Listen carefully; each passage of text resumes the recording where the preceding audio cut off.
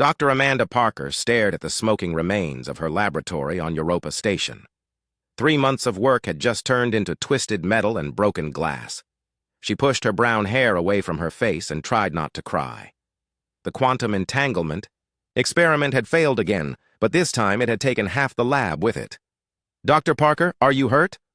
Commander Maya Rodriguez rushed into the damaged room with 2 security guards behind her. Maya was the station director, and she looked worried. Very worried. "I'm fine," Amanda said, though her hands were shaking. "But I don't understand what happened. The energy readings spiked beyond anything I've ever seen. It was like space itself, bent around the experiment." Maya looked at the destroyed equipment. "The whole station felt that explosion. What exactly were you trying to do?" Amanda walked over to her computer, which somehow still worked.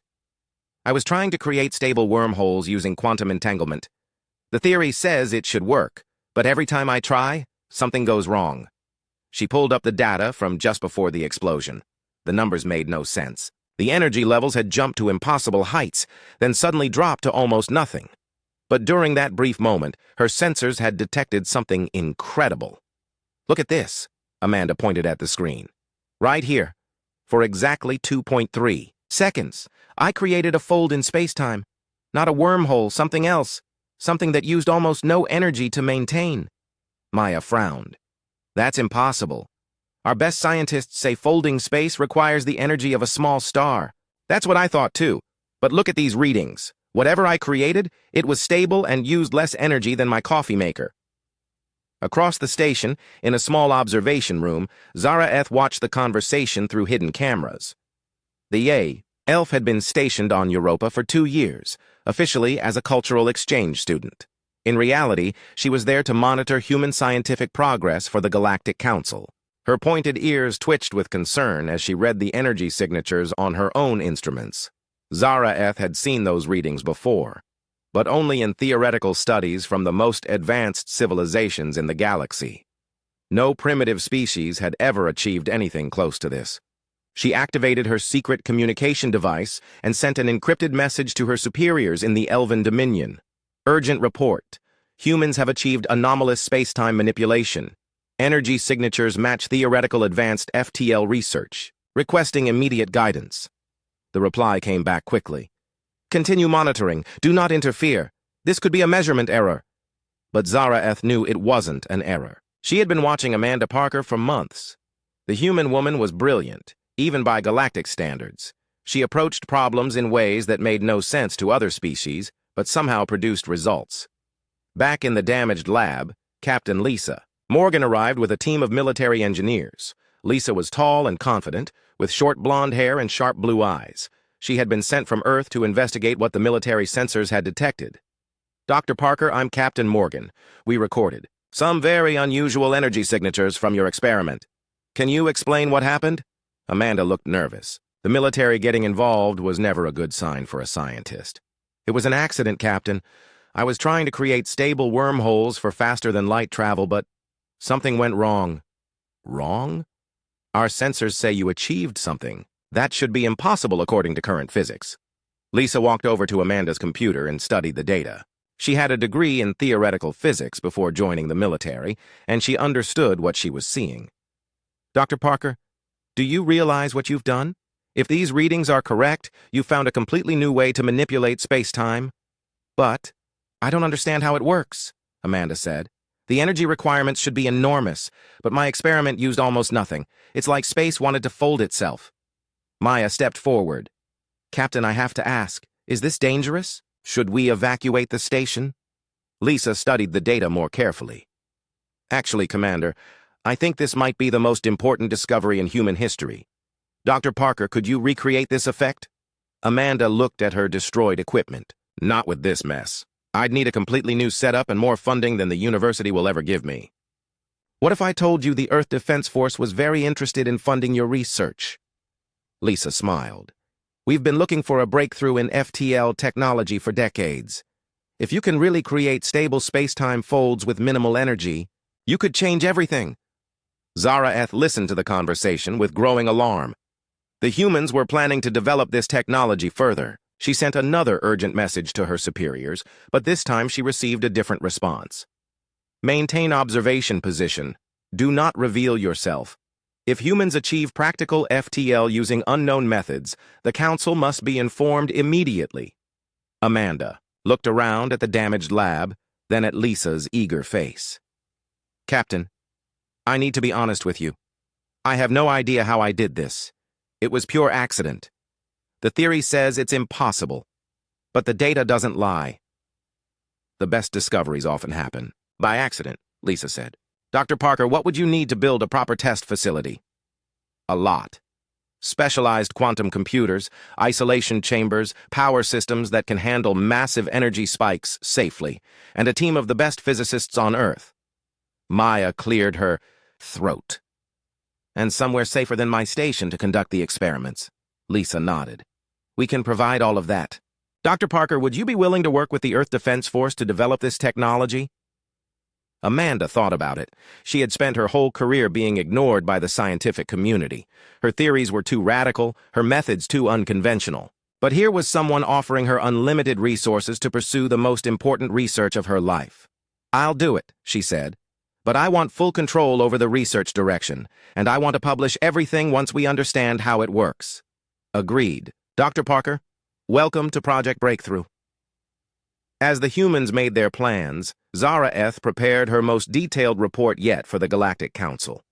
She had a feeling that everything was about to change, not just for humanity, but for the entire galaxy. The young species had stumbled onto something that could shift the balance of power among the stars. Amanda Parker had no idea that her failed experiment would soon shock the most powerful beings in the galaxy into absolute silence. She only knew that she had finally found someone who believed in her impossible dream of reaching the stars. 6 months later, the Titan orbital shipyard buzzed with activity. Amanda Parker stood in the observation deck, watching workers put the final touches on humanity's first experimental FTL ship. They had named it Pioneer, and it looked nothing like the massive warships shown in old science fiction movies. It was small, sleek, and packed with her revolutionary drive system. How are you feeling about tomorrow's test? Engineer Sophie Chen joined Amanda at the window. Sophie had been working on the ship's systems for months, making sure everything would work perfectly with Amanda's quantum drive. Nervous, Amanda admitted. We've run hundreds of simulations, but we've never tried a jump this far. Going from Earth to Proxima Centauri in one jump is a big risk. Dr. Nicole Grant, the team's quantum mechanics expert, walked up to them. The math checks out, Amanda. Your drive should handle the distance easily. The question is whether we can handle what we might find when we get there. Captain Lisa Morgan approached the group. She had been chosen to pilot the Pioneer on its maiden voyage. Ladies, final systems check is complete. Everything shows green across the board. We launch in 18 hours. Unknown to the human team, they were being watched very carefully. High above Earth's orbit, hidden behind advanced cloaking technology, several alien ships observed the preparations. The Galactic Council had decided that this human experiment needed direct monitoring. On the bridge of the Saurian Empire ship, Intelligence Officer Veltara studied the human vessel through her ship's sensors. The reptilian woman was cold and calculating, known throughout the galaxy for her strategic mind. She had spent months infiltrating Earth's computer networks, stealing every detail about the human FTL project. Commander, Veltara spoke to her superior. The human ship is smaller than our smallest scout vessel, yet their energy readings suggest it carries technology beyond our understanding. Commander Skatar hissed softly. Are you certain your intelligence is correct? How could a primitive species develop FTL superior to ours? The data does not lie, Commander. Their drive system operates on principles we have never seen. They manipulate space-time with energy levels that should be insufficient by every known law of physics. Veltara had been particularly interested in Dr. Amanda Parker's personal files. The human woman's approach to physics was completely different from galactic standard thinking. Where other species used brute force to bend space to their will, the humans seemed to work with natural quantum fluctuations in ways that made no logical sense. Meanwhile, on the Elven Dominion observation ship, Zara-Eth prepared her final report before the human test. She had grown to respect the humans during her time on Europa Station, especially Amanda Parker. The human woman's mind worked in ways that impressed even the ancient elves. Captain Leandros, Zara-Eth addressed her commanding officer. I believe we are about to witness something unprecedented in galactic history. The elf captain looked skeptical. You have been too close to the humans, Observer Zara-Eth. Your judgment may be compromised. No species achieves practical FTL without centuries of development. With respect, Captain, Dr. Parker's methods are unlike anything in our historical records. She does not fight against space-time. She partners with it. Back on Pioneer, Amanda ran through the final pre-flight checks with her team. The ship's crew was small. Just herself, Lisa, Sophie, Nicole, and 2 other specialists. They would jump to Proxima Centauri, conduct basic observations, and return to Earth within 6 hours. Drive status? Lisa called out from the pilots. Seat. Quantum field generators online, Amanda replied. Space-time resonance chambers showing perfect harmonic alignment. We're ready for jump initiation. Admiral Karen Hayes watched from Earth's orbital command center. As head of the Earth Defense Force, she understood the importance of this moment. If the test succeeded, humanity would join the ranks of spacefaring civilizations. If it failed, they might never get another chance. Pioneer, this is Earth Control. You are cleared for FTL test jump. Good luck out there. Lisa's hands moved over the controls with practiced precision. Beginning jump sequence now. Quantum drive activation. In 10 seconds. Amanda watched her instruments carefully. The quantum field generators were creating the exact resonance pattern she had discovered by accident on Europa, but this time, it was controlled and deliberate. Drive field stable, she announced. Space-time fold forming perfectly. Jump in 3, 2, 1. Execute. The universe twisted around Pioneer. For a moment that lasted forever and no time at all, the ship existed between normal space and somewhere else entirely. Then reality snapped back into focus, and they were no longer in Earth's solar system. Jump complete, Lisa reported, her voice filled with wonder. Transit time, 3.7 seconds. We are in the Proxima Centauri system. The alien observers watching from their hidden ships immediately activated emergency protocols. The human vessel had just traveled 4.24 light-years in under 4 seconds. Even the most advanced civilizations in the galaxy required hours or days for such a journey. Veltara's computer systems were going crazy with alerts. Commander, this is impossible. Their ship just achieved a speed equivalent to 35 million times the speed of light. Our fastest ships cannot exceed 2 million times light speed. On the Elven ship, Captain Leandros stared at his instruments in disbelief. Observer Zara-Eth, confirm these readings. Did the human ship really just... Yes, Captain. They achieved instantaneous translation across interstellar distances. The implications are staggering. Aboard Pioneer, the crew was celebrating their success. Through the viewports, they could see Proxima Centauri shining like a red jewel against the star field. It was the first time humans had ever seen another star system with their own eyes. Amanda, you did it, Sophie said, putting her hand on her friend's shoulder. You've given humanity the stars. But Amanda was frowning at her instruments. Something's not right. The energy drain was even lower than our calculations predicted. It's like the drive is becoming more efficient the farther we travel. Dr. Nicole studied the quantum field readings. Amanda, look at this. The space-time resonance patterns are self-optimizing. Your drive isn't just folding space, it's learning how to do it better. Back in the solar system, every alien ship was transmitting urgent reports to their home governments. The Galactic Council would need to convene an emergency session. A primitive species had just demonstrated technology that surpassed their most advanced civilizations.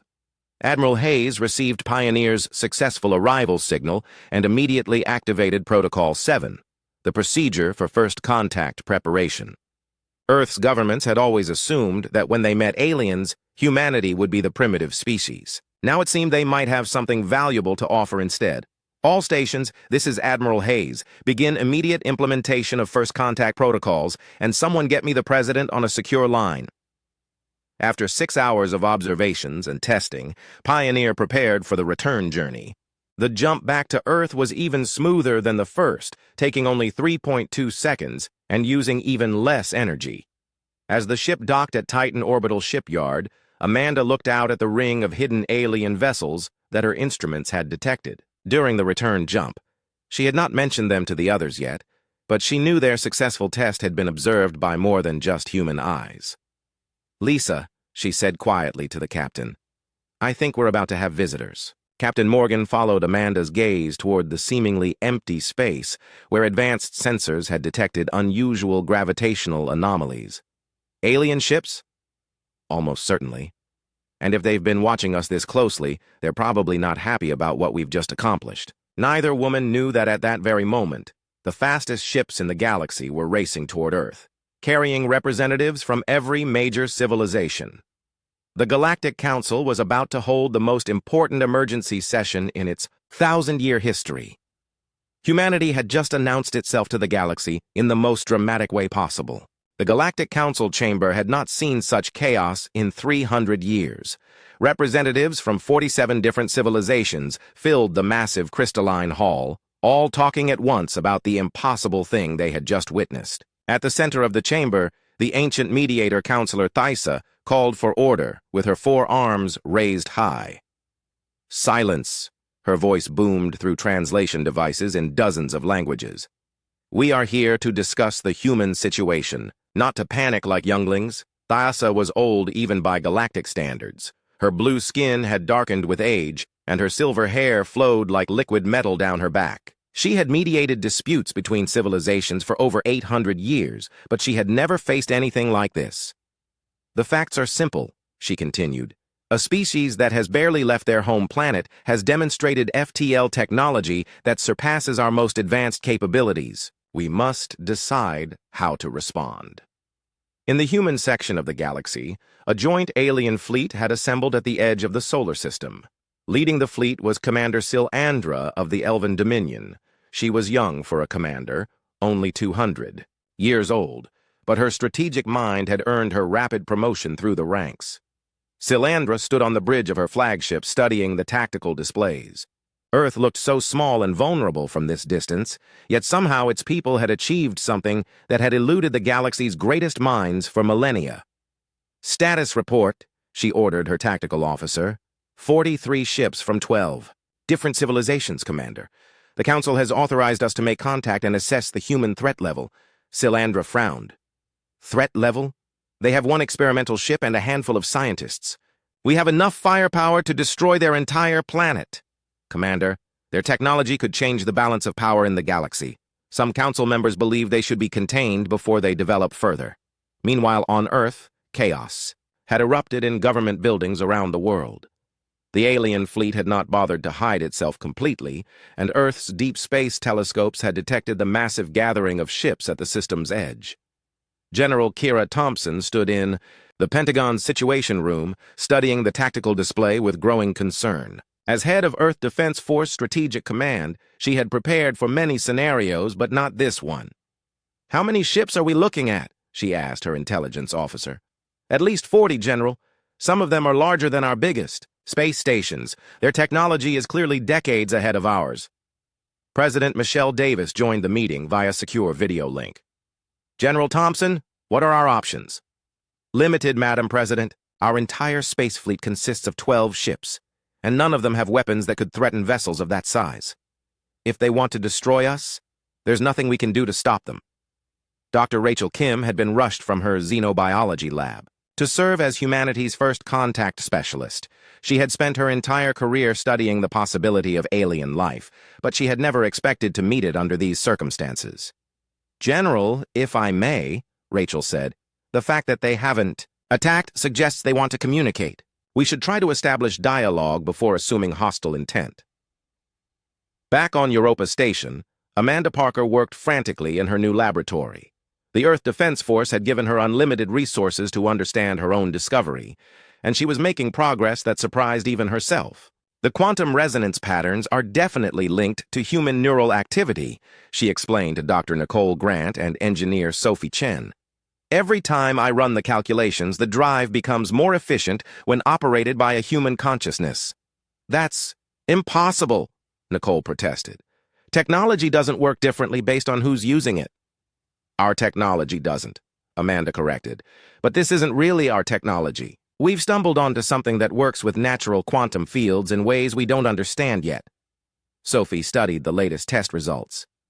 Amanda, if you're right, this means other species can't replicate our drive system even if they steal the blueprints? Exactly. And that might be why we have alien ships sitting at the edge of our solar system right now. Commander Silandra had been ordered to establish first contact, but she found herself hesitating. The standard council protocol for primitive species was simple. Demonstrate superior technology, establish dominance, then negotiate from a position of strength. But humans had already demonstrated superior technology. Communications officer, open a channel to Earth on all frequencies. Channel open, Commander. Silandra took a deep breath. This would be the first time in galactic history that a more advanced civilization would be opening negotiations with a less advanced one that possessed superior technology. This is Commander Silandra of the Galactic Council Fleet, speaking. To the people of Earth, we come in peace to discuss your recent technological achievements. In the Pentagon Situation Room, every alarm in the building started going off at once. The aliens were talking to them. Get me Dr. Kim, General Thompson ordered, and someone find out if Dr. Parker is available for consultation. The reply came from President Davis herself. This is President Davis of Earth, speaking for all humanity. We receive your message and welcome peaceful contact with your people. Ambassador Helen Carter had been hastily appointed as Earth's first interstellar diplomat. She had spent her career in international relations, but nothing had prepared her for negotiating with aliens who commanded technology beyond human understanding. Commander Silandra, Helen spoke carefully. We appreciate your peaceful approach. May we ask why you have brought such a large fleet to our system? On her ship, Silandra considered her answer. The truth was that the fleet had been assembled to contain or possibly eliminate a potential threat. But looking at the tactical displays, she realized the absurdity of the situation. The humans had one small experimental ship, while she commanded enough firepower to destroy planets. Ambassador Carter, we are here to learn about your faster-than-light technology. The Galactic Council is very interested in understanding how you achieved such remarkable results. Back in the council chamber, the debate raged on. Some representatives demanded immediate action to secure the human technology. Others argued for careful diplomacy. But all of them were struggling with the same uncomfortable truth. For the first time in galactic history, the newest member species might be the most advanced. The humans must share their technology, declared the Saurian representative. No, single species should possess such advantages. And if they refuse? Asked the representative from the Silicon Collective. Do we take their technology by force? Councillor Thysa raised her hands again. We will not resort to violence against a species that has done nothing but make a scientific breakthrough. Commander Silandra has established contact. We will pursue diplomatic solutions. On Earth, Amanda received an urgent message to join the first contact team. As she traveled from Europa to Earth, she realized that her accidental discovery had changed everything. Humanity was no longer alone in the universe, and somehow they had become the species that everyone else wanted to understand. Dr. Rachel Kim briefed Amanda on the situation as their shuttle approached Earth. Dr. Parker, they specifically asked about the technology. It seems our FTL drive has made quite an impression. Rachel, there's something I need to tell you about the drive system, something that might explain why they're so interested.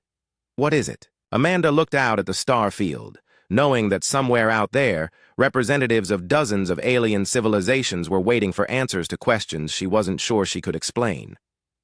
I think the reason our drive works so well is because we're human.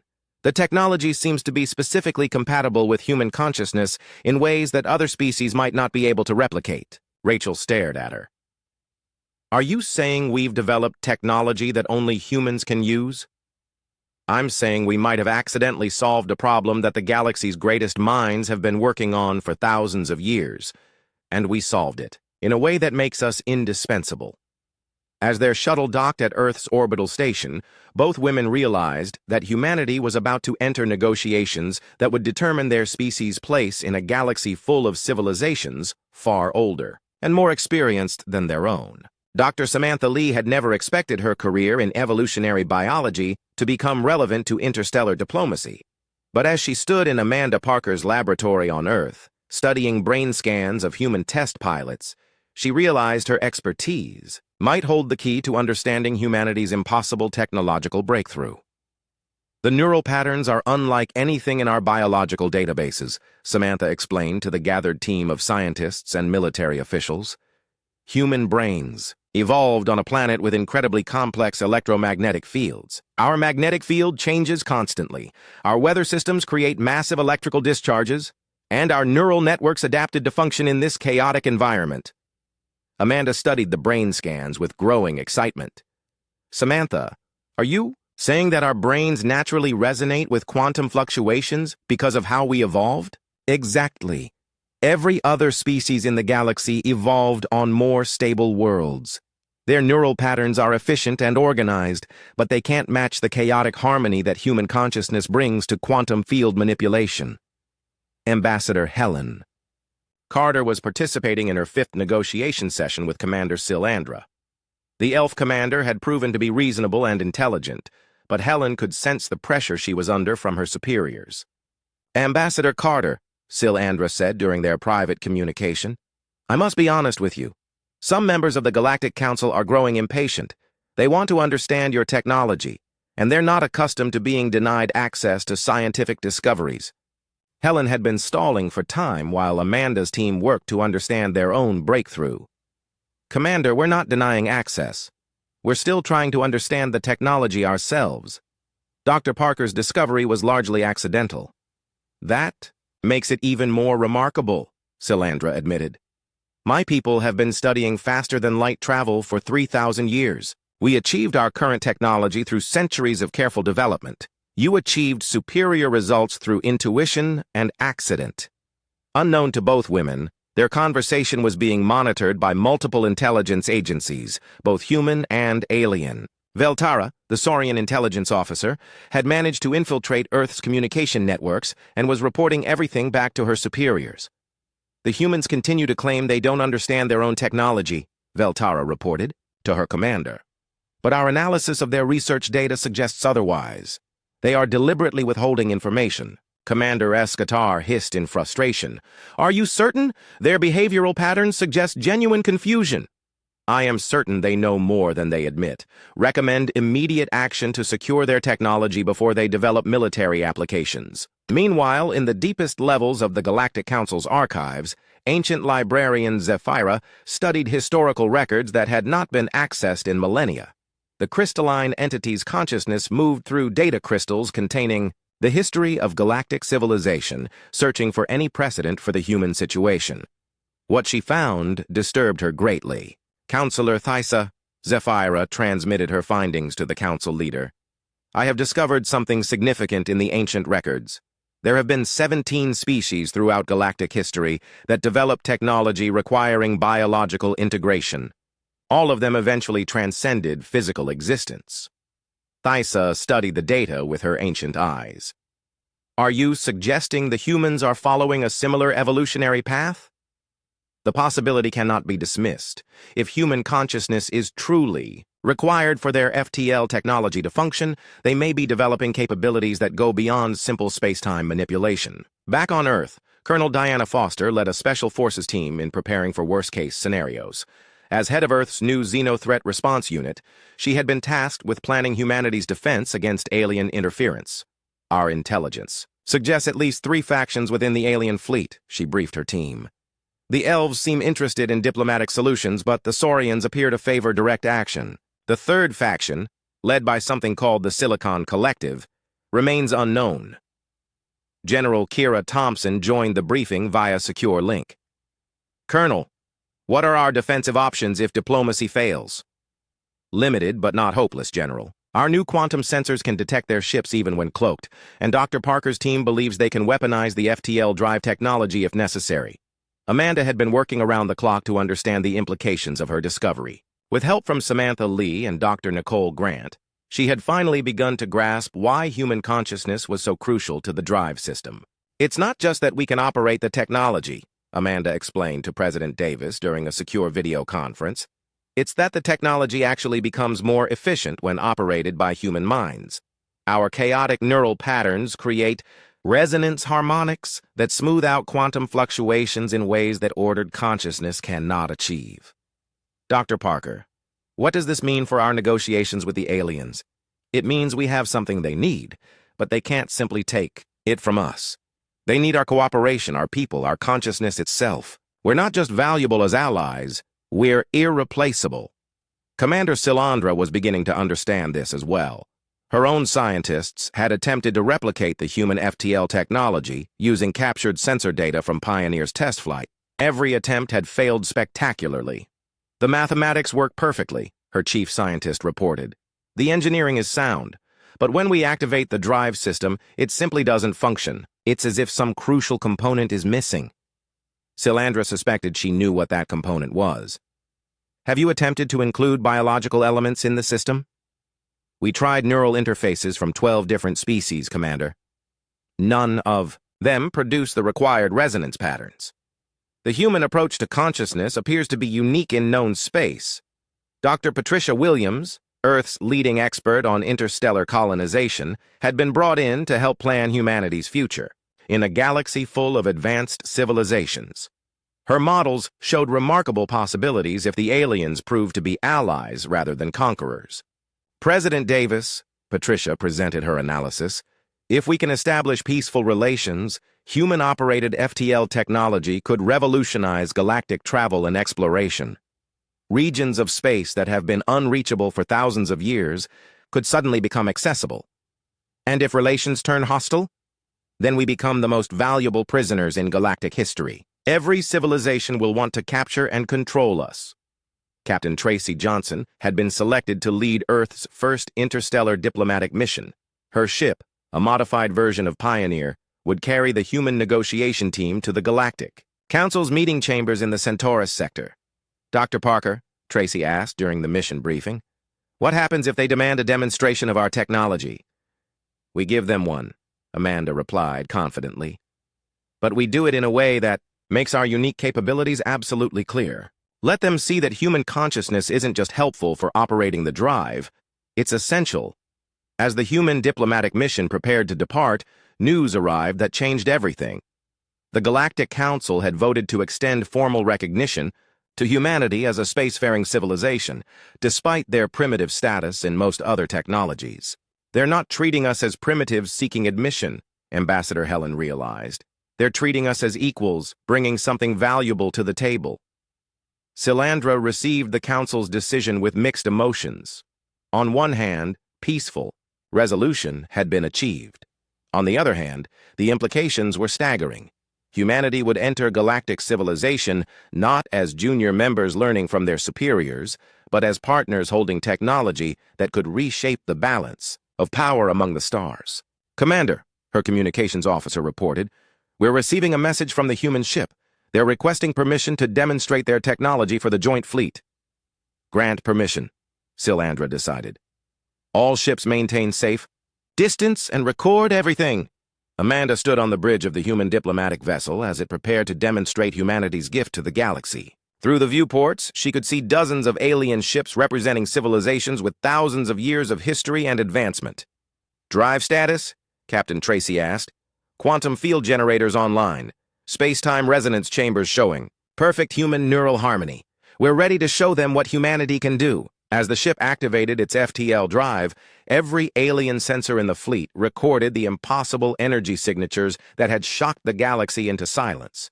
But this time, they also recorded something else, the subtle biological resonance patterns. That made it all possible. For the first time in galactic history, the newest members of interstellar civilization were also the most advanced in the technology that mattered most, the ability to reach for the stars. The Galactic Council chamber had been expanded for this historic session. For the first time in its 1,000-year history, a new species would be granted not just membership, but a unique position that had never existed before. President Michelle Davis stood at the center of the chamber, representing all of humanity, before the assembled representatives of 47 galactic civilizations. Honored representatives, Counselor Thysa addressed the gathering, we are here to formally recognize humanity and establish their role in galactic civilization. Never before has a species brought such revolutionary technology to our collective knowledge. Elder Mor Dune, the ancient founder of the Galactic Council, emerged from his meditation chambers for the first time in 2 centuries. The being was so old that his original species had evolved beyond physical form, existing now as pure consciousness within a crystalline matrix.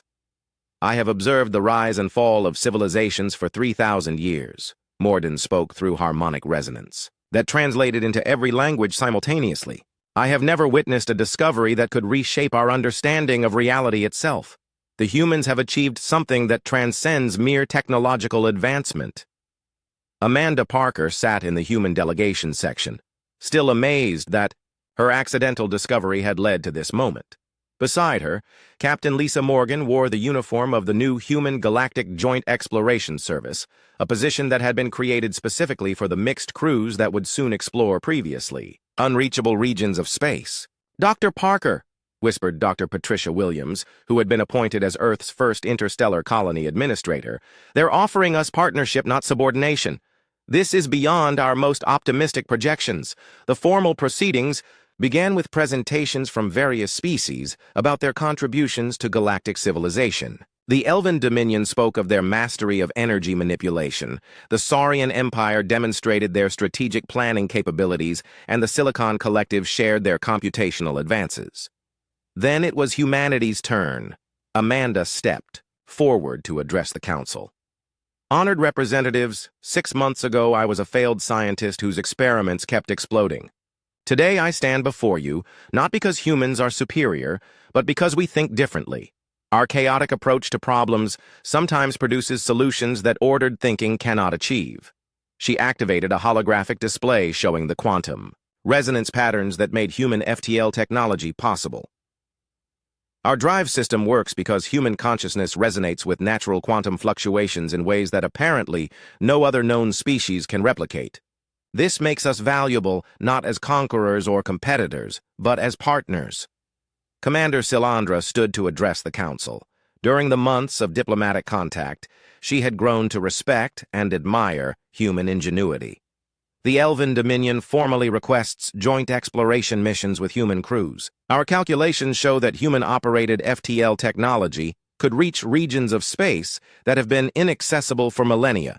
Even Veltara, the Saurian intelligence officer who had initially recommended hostile action, now supported cooperation. The Saurian Empire acknowledges that attempted seizure of human technology would be both impossible and counterproductive. "We request participation in joint research initiatives." The vote was unanimous. Humanity was granted full membership in the Galactic Council with a special status as Chief Technology Partners. Amanda was appointed as the first human Chief Technology Officer for the Council, a position created specifically to oversee the integration of human consciousness-based technology with existing galactic systems. "This is just the beginning," Elder Morden announced. "With human capabilities, we can explore the galactic core, reach distant spiral arms, and possibly make contact with civilizations beyond our current borders. The humans have given us the keys to unlock regions of space we never dreamed of reaching." MD. Tracy Johnson received command of the first mixed human-alien exploration fleet. Her flagship, named Unity, incorporated both human FTL technology and the most advanced alien systems available. The crew included humans, elves, saurians, and representatives from a dozen other species. "Captain," her elven science officer reported, "we're receiving clearance for our first deep space mission. Target, the Andromeda Gateway, a region that has been unreachable since the Council's formation."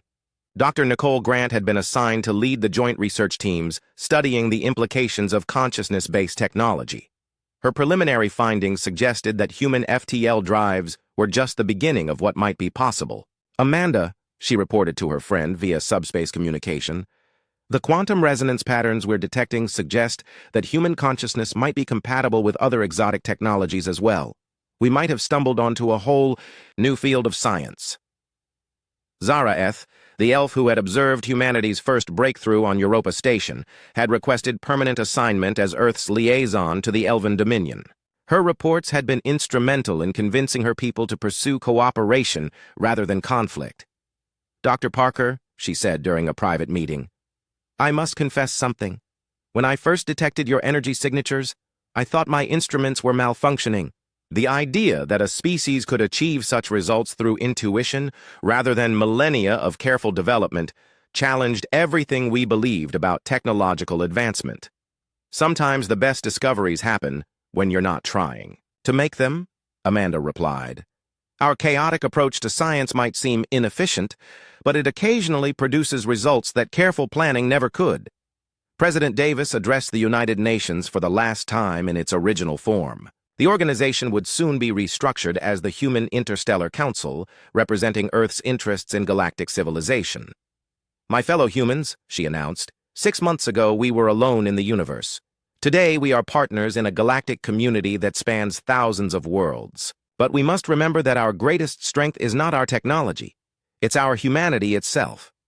The first joint exploration missions launched a month later. Dozens of ships, each with mixed crews and human-operated FTL drives, departed for regions of space that had been legendary rather than accessible. The Andromeda Gateway, the Void Reaches, the Spiral Nexus, all became possible destinations rather than impossible dreams. Captain Lisa Morgan stood on the bridge of her exploration vessel as it prepared to jump farther than any ship in galactic history. Her crew included Silandra as first officer, Veltara as intelligence specialist, and a dozen other alien colleagues who had become trusted friends. All stations report ready, Lisa announced. Dr. Parker, initiate the quantum resonance sequence. Amanda, now serving as the ship's chief science officer, activated the consciousness-integrated FTL system. Quantum fields synchronizing with human neural patterns, space-time fold forming perfectly. We're ready for the longest jump in galactic history. Take us to Andromeda Gateway, Lisa ordered. The ship vanished from normal space, traveling distances that would have taken previous technology centuries to cross. When they emerged at their destination, they found wonders that had been waiting millions of years for someone with the right technology to discover them. Back on Earth, children in schools around the world learned about their new place in galactic civilization. Humanity had become not just members of an interstellar community, but essential partners whose unique abilities opened up possibilities that no one had imagined. Elder Mordoon had been correct. The humans had not just joined galactic civilization, they had transformed it. Their gift of chaos-based innovation, their consciousness that resonated with quantum reality itself, had unlocked capabilities that would reshape the galaxy for generations to come. Amanda Parker often returned to Europa Station, where her accidental discovery had started it all. Standing in her old laboratory, now converted into a museum, she reflected on how one failed experiment had changed the destiny of humanity and dozens of alien civilizations. Dr. Parker, a young human cadet, approached her during one visit. My instructor says you're the most important scientist in galactic history. How does that feel? Amanda smiled, remembering her own struggles with failed experiments and ignored theories. It feels like proof that sometimes the best discoveries happen when you're brave enough to fail spectacularly. The universe is full of surprises for those willing to approach it with wonder rather than certainty. As she spoke, another mixed cruise ship departed from the station, carrying humans and aliens together toward stars that had been unreachable since the galaxy was young. Humanity's greatest gift to the cosmos was not their technology, but their willingness to embrace the impossible and make it possible through the sheer audacity of human imagination. The galaxy would never be the same, and that was exactly as it should be.